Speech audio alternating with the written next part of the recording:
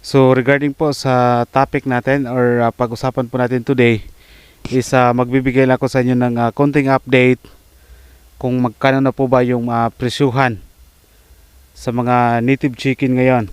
Kasi ito naman yung alaga po natin, halos mga native chicken po. So actually yung buyer din po natin sa ating mga alagang kambing, sila din po yung buyer din po sa ating mga alagang manok. And meron pa din tayong mga ibang kakilala na mga buyer din po sa ating mga alagang manok. Kaya marami tayong option at i-compare na lang natin kung sino yung mas mataas na presyo. Of course, andun po tayo. So nung pumunta dito yung buyer sa ating mga alagang manok, hindi lang po natin na nakuna ng video kasi wala po tayo dito dito sa bahay po natin. Meron tayong mga lakad. Kaya sinabihin ko lang yung mama ko na pag mayroong pumunta dito at gustong bumili, so ano na lang, ibenta na lang niya itong mga manok, itong nasa kulungan. So ang nabenta niya, half kilo siya. So that is 140 yung half kilo. So that means kung isang kilo po yung ating native chicken, nasa 280 po yung per kilo.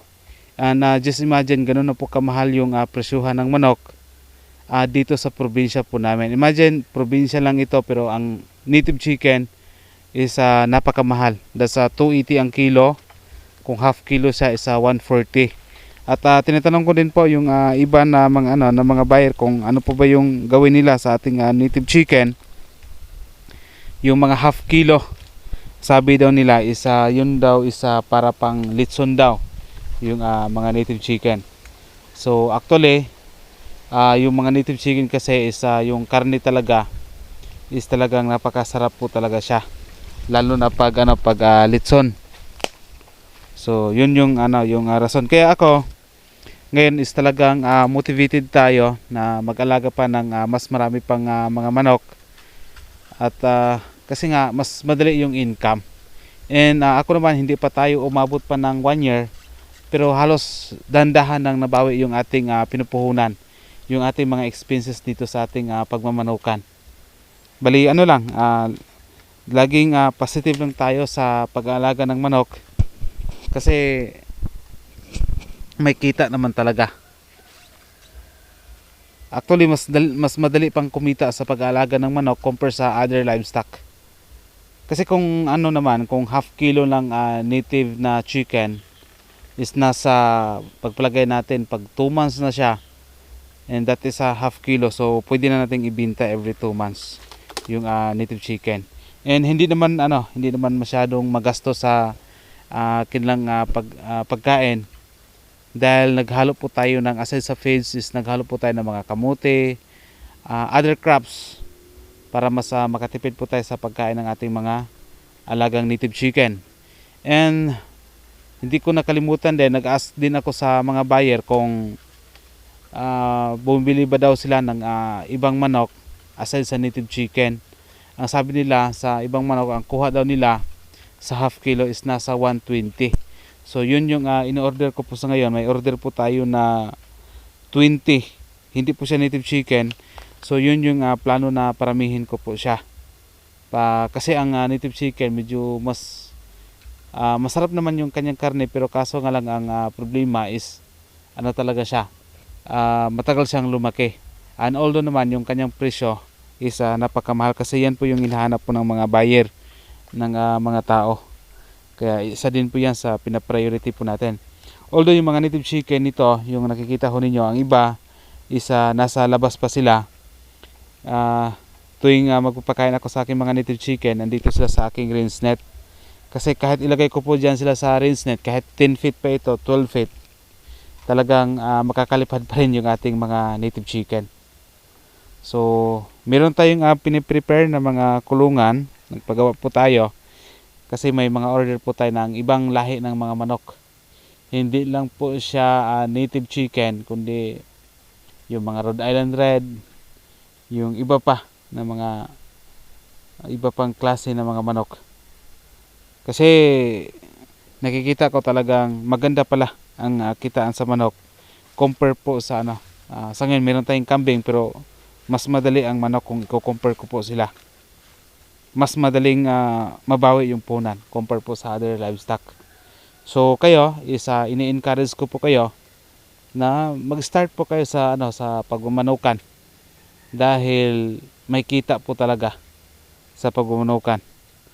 Ako na po sa personal experience ko talagang masabi kong ang ganda po pala ng ang pag-aalaga po ng manok. Wala pa tayong 5 months pero nakita ko dandahan nang nabawi yung ating mga expenses, yung ating mga puhunan. Yung nabinta ko dito na mga iba na mga native chicken, yun din yung binibili ko ng mga feeds and other powder na mga vitamins, yun yung binibigay ko. Although yung mga native chicken is less naman yung aking lang mga maintenance. So ito maraming itlog pa yung ibang mga mga native chicken. So yun mga I think nasa 11 siguro na itlog yan. Yung iba nangitlog din sa labas. Pero mas marami dito sa loob ng ating net. Kasi madalas dito tayo nagpapakain sa ating mga alagang manok.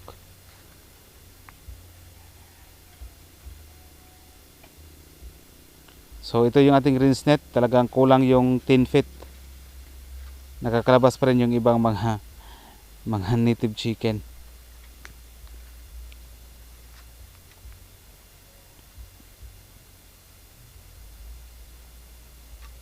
Kaya yung yung door nitong rinse net is binubuksan ko na lang para mas malaya silang gumagala po yung ating mga native chicken. Pero kung nandito na yung ibang lahing manok na hindi native chicken, of course i-close na natin yung door. Kasi talaga sila, talagang iba yung kanilang pag-aalaga compare po dito sa native chicken. Native chicken is talagang less yung maintenance. And maganda ang native din kasi mas mahal yung karne compare sa ibang klase ng mga manok. So for example, ito.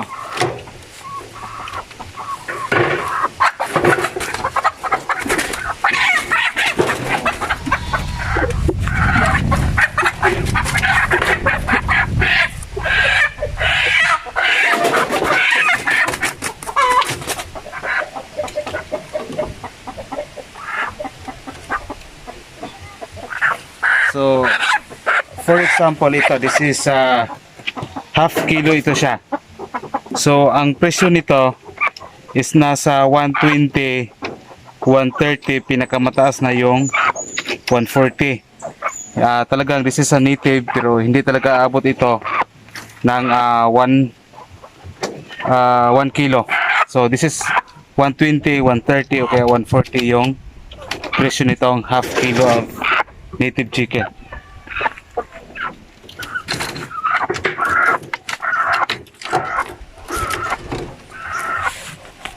Then ito isa kailangan tong ibenta. I think nasa 1.5 or 2 kilos itong itong manok na ito. 5. So ito din sila. Hindi lang natin bubuksan. This is half kilo din siya.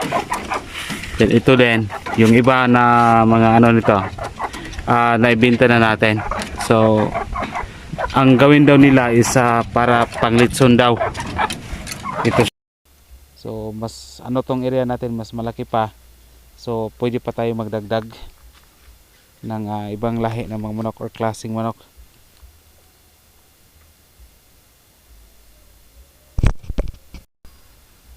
At tayo naman is nagbibigay din po tayo ng mga vitamins sa ating mga alagang manok para hindi maulit ng unang pangyari na halos naubos yung ating mga manok dahil hindi tayo nagbigay ng mga pang protection laban sa sakit ng mga manok. So yan, half kilo native chicken.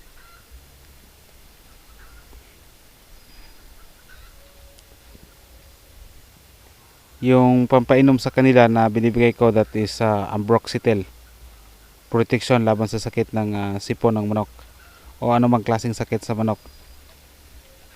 Well, actually wala namang sakit yung ating mga manok pero mas maganda yung meron tayong binibigay na mga pamproteksyon sa kanila. Kasi nung unang pag-alaga kasi natin is halos naubos po sila dahil pinabayaan po natin, hindi natin ginagamot yung mga sakit nila.